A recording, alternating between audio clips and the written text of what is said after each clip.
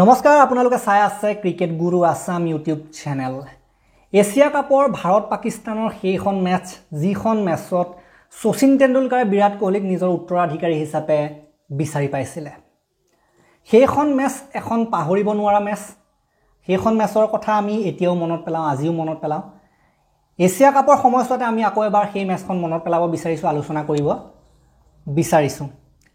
চনটো আছিলে 2012 চন।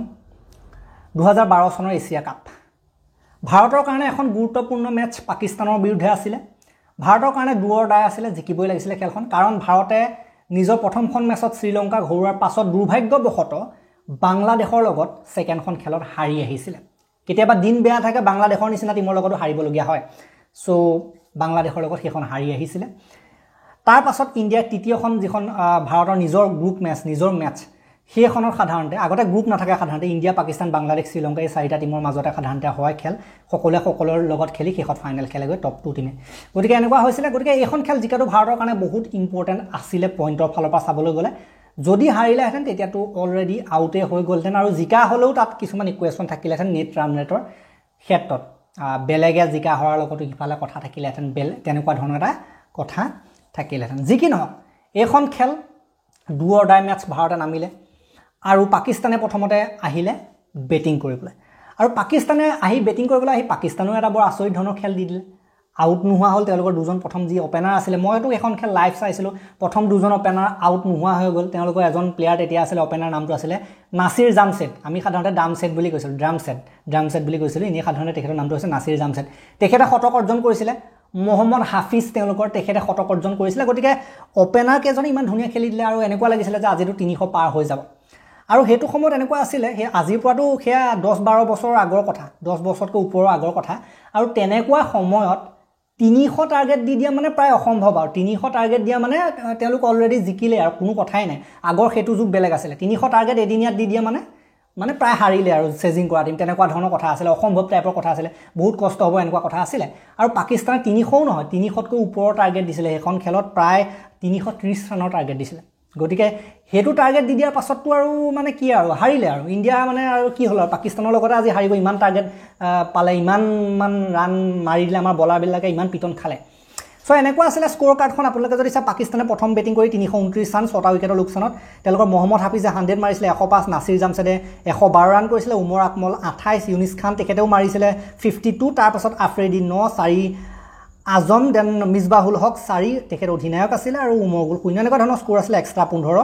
আৰু ভাৰতৰ উইকেটৰ কথা ক'বলৈ গ'লে ভাৰতক একো কিন্তু ভাল বলিং কৰিব পৰা নাছিলে। আপোনালোকে যদি চাই, যিসকল বলাৰ তেওঁলোকৰ আপোনালোকে যদি চাই, প্ৰবীণ কুমাৰে 2টাত আকৌ 77 ৰান দি পেলাই 2টা উইকেট লৈছিলে 10 অভাৰ। ইৰফান পাঠানে 69 ৰান দি এটা, অশোক দিন্দে 47ত 2টা, দেন ৰাইনা উইকেট নাই, ৰোহিত শৰ্মা উইকেট নাই, ৰোহিত শৰ্মাই বলিং কৰিছিলে, ইউছুফ পাঠানৰ উইকেট নাই, অশ্বিনে এটা উইকেট লৈছিলে, বহুত পিটন খাইছিলে। পিটন মানে 10 অভাৰ 56 ৰান, যথেষ্ট ৰান দিছিলে।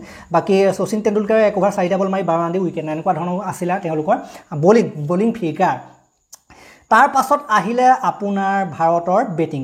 চেছ কৰিবলৈ নামিছে, এটা বিশাল টাৰ্গেট লৈ নামিছে। পাকিস্তানৰ লগত খেল বুলি এটা বেলেগ এটা প্ৰেছাৰ আছিলে। পাকিস্তানৰ লগত হৰাটো কোনেও নিবিচাৰে, দেশবাসীয়ে কেতিয়াও নিবিচাৰে।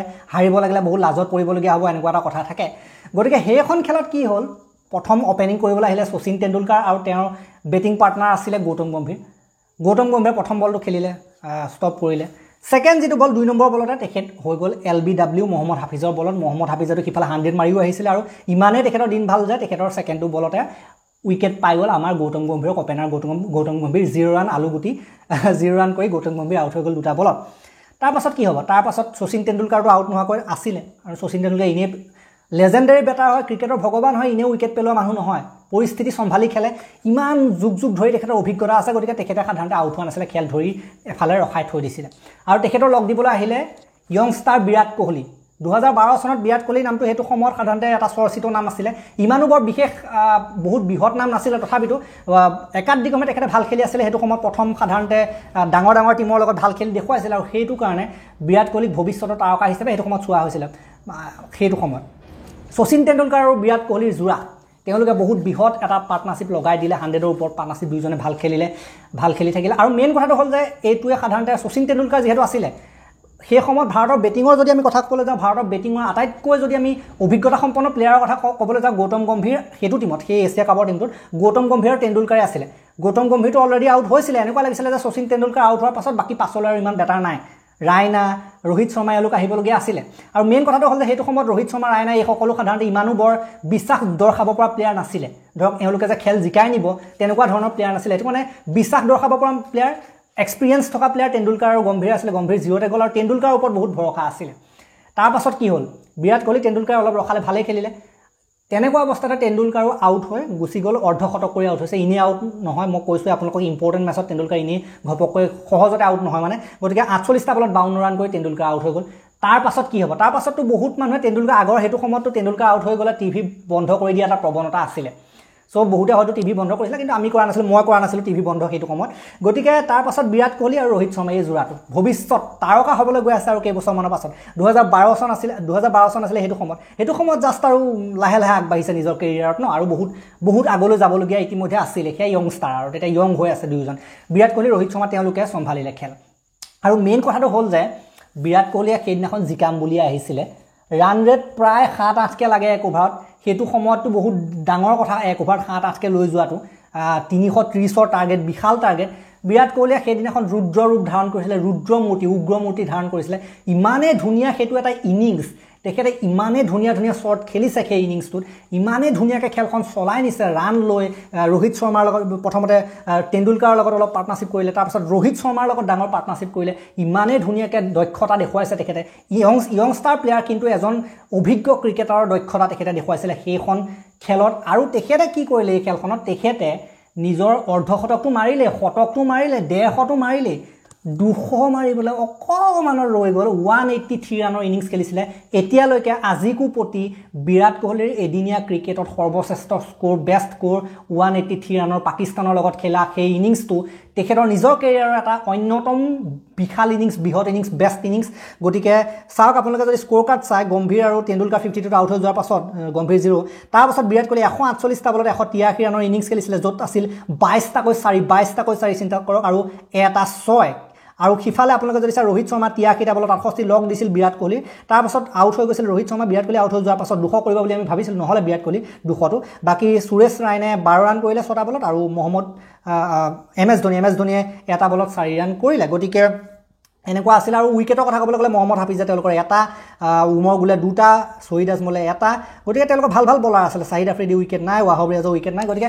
ভাল বলিং এটেক আছিলে পাকিস্তানৰ তেনেকুৱা এটা বলিং এটেকৰ আগত বিৰাট কোহলি তেনেকুৱা এটা ইনিংছ খেলিছে চাওক সাংঘাতিক এটা ইনিংছ খেলিছে 183 200 হ'লহেঁতেন সেইটো 200 লিখা আছিলে কিবা এটা নিমিলিলে আৰু কথা সেইদিনাখন কিন্তু 200 হৈ যোৱা হ'লে বহুত ভাল আছিলে লাইভ চাইছিলোঁ খেলখন আমি দেখিছিলোঁ মোৰ চুবুৰীৰ আশে পাশে মানুহবিলাকৰ ঘৰৰ পৰা হাত চাপৰিৰ অলপ শব্দও শুনা পাইছিলোঁ সেইটো মানে এটা এনাৰ্জেটিক ইনিংছ আছিলে পাহৰিব নোৱাৰা এটা ইনিংছ পাকিস্তানৰ বিৰুদ্ধে এখন ইম্পৰ্টেণ্ট মেটছত আৰু মেইন কথাটো হ'ল যে ক্ৰিকেটৰ ভগৱান শচীন তেণ্ডুলকাৰৰ লগত কিং কোহলিৰ এখন বিশেষ ফটো এতিয়াও চালে সাধাৰণতে আমাৰ গাৰ নোম হিয়ৰি উঠে যে দুইজনে একেলগে খেলিছিলে সেইখন খেলত আৰু লাষ্ট টাইম বিৰাট কোহলি আৰু শচীন তেণ্ডুলকাৰে এদিনীয়া ক্ৰিকেটত যদি আমি হোৱাইট বলৰ কথা ক'বলৈ যাওঁ লাষ্ট টাইম খেলিছিলে সেইখন খেলত আৰু মেইন কথাটো আটাইতকৈ ডাঙৰ কথাটো আছিলে কি জানেনে এইখন খেলেই শচীন তেণ্ডুলকাৰৰ এদিনীয়া কেৰিয়াৰৰ শেষৰখন মেটছ আছিল শচীন তেণ্ডুলকাৰ পাছত অৱসৰ ঘোষণা এক্সট্ৰাকৈ কৰিছিলে এইখন খেলত ডাইৰেক্ট অৱসৰ ঘোষণা কৰি দিয়া নাছিলে কাৰণ বহুত কথা থাকে কাৰণ অৱসৰ ঘোষণা কৰিম বুলি যদি কৈ পেলাই ডাইৰেক্ট খেলে তেতিয়া কি হ'ব যে কি প্ৰেজেণ্টেশ্যন চেৰিমনি কিবা কোনোবাই গিফ্ট দিব কিবা দিব আৰু বেলেগ এটা হাইপ সৃষ্টি হ'ব খেলত কোনো মানে গুৰুত্বই নাথাকিব প্ৰদৰ্শনৰ ওপৰত তেণ্ডুলকাৰৰ অৱসৰ তেণ্ডুলকাৰক ফেয়াৰৱেল দিয়াৰ ওপৰতে গুৰুত্ব থাকিব গোটেই টিম মেনেজমেণ্টৰ সেইটো কাৰণে তেণ্ডুলকাৰে কি কৰিলে যদিও বা সেইখন তেখেতৰ শেষৰখন এদিনীয়া মেচ আছিলে তথাপিতো তেণ্ডুলকাৰে সেইখন নিজৰ এদিনীয়া মেচ বুলি কেতিয়াও কাকো কোৱা নাছিলে আজি যদি আপোনালোকে নেটত মাৰিছা সেইখনে তেণ্ডুলকাৰ লাষ্ট এদিনীয়া মেচ সেইখনে আছিলে পাকিস্তানৰ লগত 2012 চনত খেলাখন গতিকে তাৰ পাছতে তেণ্ডুলকাৰে আৰু কোনোদিন এদিনীয়া ক্ৰিকেট খেলা নাছিলে কাৰণ সেইদিনা তেখেতে দেখি গৈছিলে বিৰাট কোহলিৰ ৰুদ্ৰৰূপ তেখেতে ষ্টেণ্ডত বহি আউট হৈ গৈ ষ্টেণ্ডত বহি পেলাই বিৰাট কোহলি খেল উপভোগ কৰিছিলে হাত চাপৰি দিছিলে আৰু তেখেতে হয়তো সেইটো সময়তে অনুভৱ কৰিছিলে যে এইজনেই হ'ল সেইজন ক্ৰিকেটাৰ মোৰ উত্তৰাধিকাৰী যি ভাৰতীয় ক্ৰিকেটৰ ঐতিহ্যক আগবঢ়াই লৈ যাব ভাৰতীয় বেটিং যিটো লাইন আপ ভাৰতৰ বেটিং লাইন আপক মজবুত কৰিলে ইতিমধ্যে মজবুত কৰিবলৈ নাই কৰিলে মোৰ যদি নেক্সট স্থানত কোনোবাই খেলে এইজন প্লেয়াৰে খেলিব সেই কথাটো তেণ্ডুলকাৰে মনে মনে গম পাই গৈছিল আৰু সেইটো কাৰণে এইখন খেলেই তেণ্ডুলকাৰৰ